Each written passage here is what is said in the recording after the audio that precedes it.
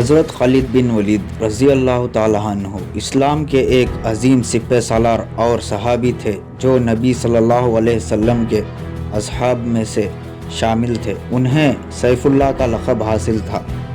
خالد بن ولید 592 CE میں مکہ کے ایک نامور قریش خاندان میں پیدا ہوئے۔ ان کے والد ولید بن مغیرہ اپنے دور کے ایک امیر اور عاشور راشق رکھنے والے شخص تھے۔ خالد بن ولید کی پرورش ایک بہادر اور ماہر فوج کی سپاہی کے طور پر ہوئی۔ اسلام سے پہلے وہ یہود کے میدان میں قریش کی فوج کا حصہ تھے اور ان کے فرمان روائی میں مسلمان فوج کو نقصان اٹھانا پڑتا تھا۔ خالد بن ولید رضی اللہ تعالیٰ عنہ نے اسلام 629 CE میں قبول کیا۔ اس وقت انہوں نے مکہ کے مشرکین کو چھوڑ کر مدینہ کا رخ کیا اور نبی صلی اللہ علیہ وسلم کے ہاتھ پر اسلام قبول کیا۔ اسلام قبول کرنے کے بعد ان کی زندگی کا مقصد اسلام کا دفاع کرنا تھا۔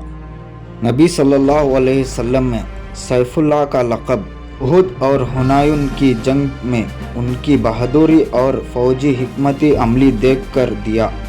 یہ لقب ان کی فوجی صلاحیت اور جذبہ ایمانی کا تسخیر تھا۔ خالد بن ولید نے اہم جنگوں میں شامل ہو کر اسلام کے لیے عظیم فتوحات حاصل کیے۔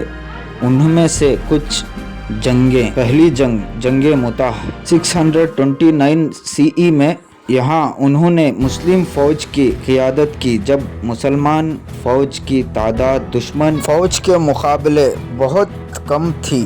خالد بن ولید کی حکمت عملی کی وجہ سے مسلم فوج کو نقصان سے بچایا گیا۔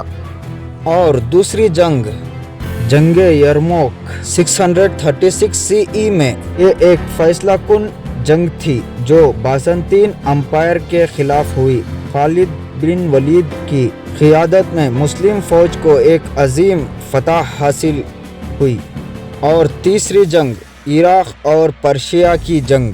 خالد بن ولید نے اسلام کو فارس، ایران، عراق تک پھیلا دیا اور ان کا نام ایک بے حد طاقتور سپہ سالار کے طور پر مشہور ہو گیا۔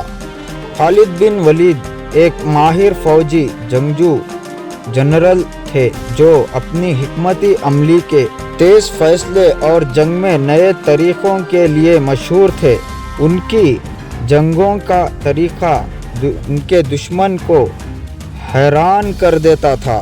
خالد بن ولید اپنی زندگی کے آخری دن سیریا میں گزارے اور 642 CE میں وفات پائے۔ حضرت خالد بن کی وفات میدان جنگ میں نہیں بلکہ ایک عام زندگی گزارنے کے بعد ان کی وفات ہوئی۔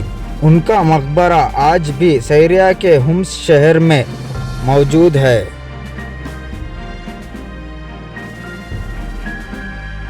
خالد بن ولید کا کردار ایک مثال ہے جو اسلام کے لیے ان کی جذبہ، ہمت اور قربانیوں کا ثبوت ہے۔ ان کی زندگی ہمیشہ